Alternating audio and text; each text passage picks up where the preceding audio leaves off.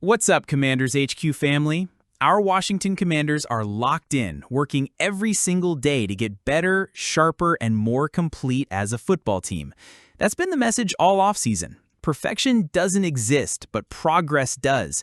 And that progress is exactly what Dan Quinn, Jayden Daniels, and this roster are chasing as they get ready for the 2025 regular season opener against the New York Giants.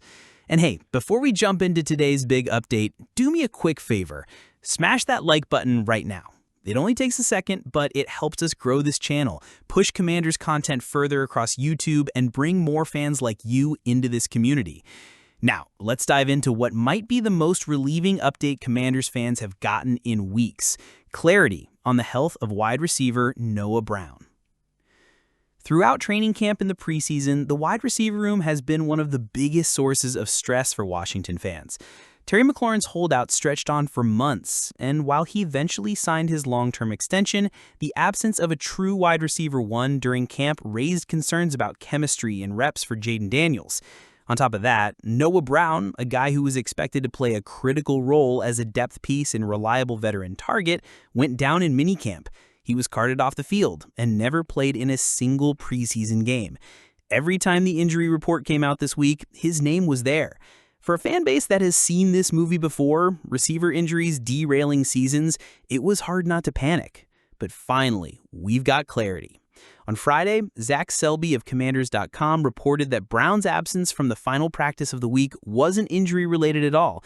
It was simply a rest day. And more importantly, he's all systems go for Week 1. That's huge, because now Daniels begins his sophomore campaign with his full set of weapons: Terry McLaurin, Deebo Samuel, rookie Jalen Lane, and yes, Noah Brown. Add in Austin Eckler out of the backfield and Zach Ertz at tight end, and suddenly this Commanders offense looks ready to come out firing against New York. Some fans might be wondering, why all this fuss about Noah Brown? After all, he's not Terry McLaurin, he's not Deebo Samuel, and he's not the rookie Lane who's been turning heads in camp. Here's why.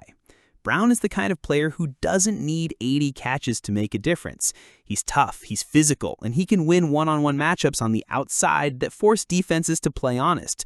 Go back to last season, before the Commanders traded for Samuel and before Lane was drafted. Brown was often Daniels' second option behind McLaurin, and he delivered, putting up 35 receptions for 453 yards and 1 touchdown. But let's not forget, that lone touchdown was unforgettable, the game-winning Hail Mary against the Chicago Bears. That's the kind of moment that builds trust between a young quarterback and a veteran receiver. That's the kind of reliability Daniels needs in clutch situations. Now, with McLaurin locked in long-term, Samuel adding explosiveness, and Lane pushing for a breakout, Brown doesn't need to be the second option anymore, but he can be the X factor. The guy who quietly moves the chains, who blocks downfield on big runs, who shows up in December with the game on the line. And that's exactly why this injury update is so important. The good news doesn't stop with Brown. Cornerback Jonathan Jones was also limited earlier in the week with a hamstring injury, but Friday's report confirmed that his absence was precautionary. He's set to play on Sunday. Same story with kicker Matt Gay, who had been listed with an illness but returned as a full participant. The one lingering issue remains on the offensive line, where right guard Sam Cosmi is still sidelined after the torn ACL he suffered during last year's playoff run. He'll begin the season on the physically unable to perform list. Losing Cosmi hurts, no question, but the Commanders have had all offseason to prepare for life without him, and Adam Peters built depth to compensate. So when you really look at it, Washington is entering Week 1 with something they didn't have much of last season: a healthy roster. Of course, injuries aren't just a Washington storyline. On the other sideline, the Giants are sweating a little over second-year wideout Malik Nabers. If you remember last season, Nabers absolutely torched Washington's secondary. 10 catches for 127 yards and a touchdown in Week 2, then another 9 grabs in Week 9. He's young, he's explosive, and he's got history with Jayden Daniels from their LSU days. Oh, and he's also been vocal about wanting revenge after the Commanders swept the Giants last year. But here's the catch. Nabers has been dealing with a back issue and lingering toe problems all offseason. On Friday, Giants head coach Brian Daboll admitted they had to back him down in practice because of back tightness. He's expected to play, but back injuries can be tricky and unpredictable. This could end up being a major swing factor. If Neighbors isn't 100%, that gives Washington's secondary a chance to clamp down on Russell Wilson's passing game in his Giants debut. When you put the pieces together, this injury clarity feels like the football gods finally cutting Washington a break. Think about it. Jayden Daniels, fresh off winning Offensive Rookie of the Year, is starting year 2 with his top receivers healthy and ready to go. Terry McLaurin, back with a new contract, Deebo Samuel bringing swagger and toughness, Noah Brown cleared to play, and an offensive line anchored by Laramie Tunsil and rookie Josh Connerly. Add to that a defense that has been reinforced with names like Von Miller, Javon Kinlaw, and Marshawn Lattimore, and suddenly you see why Dan Quinn keeps talking about building, not replicating. The Commanders aren't limping into this opener. They're charging into it. Look, expectations are high. Last year, this team went 12-5 and came within a game of the Super Bowl. That doesn't happen without Daniels playing clutch football week in and week out. You remember it. Fourth quarters, third and long conversions, game-winning drives. Daniels always seemed to have the answer. But here's the reality. As great as he was, many of those wins were nail-biters. Without Daniels' late-game magic, that 12-5 record could have easily slipped to 9-8. That's how razor-thin the margin of success can be in the NFL. Now, the bar is set higher. The fans expect a repeat playoff run. Vegas has the Commanders in the top 10 Super Bowl odds. And the entire NFC knows Washington is no longer a team you can overlook. That puts Daniels squarely in the spotlight. To be fair, this isn't a one-man show. Adam Peters in the front office made serious moves to make sure Daniels has the tools to succeed. The offensive line upgrade, bringing in All-Pro left tackle Laramie Tunsil, was massive.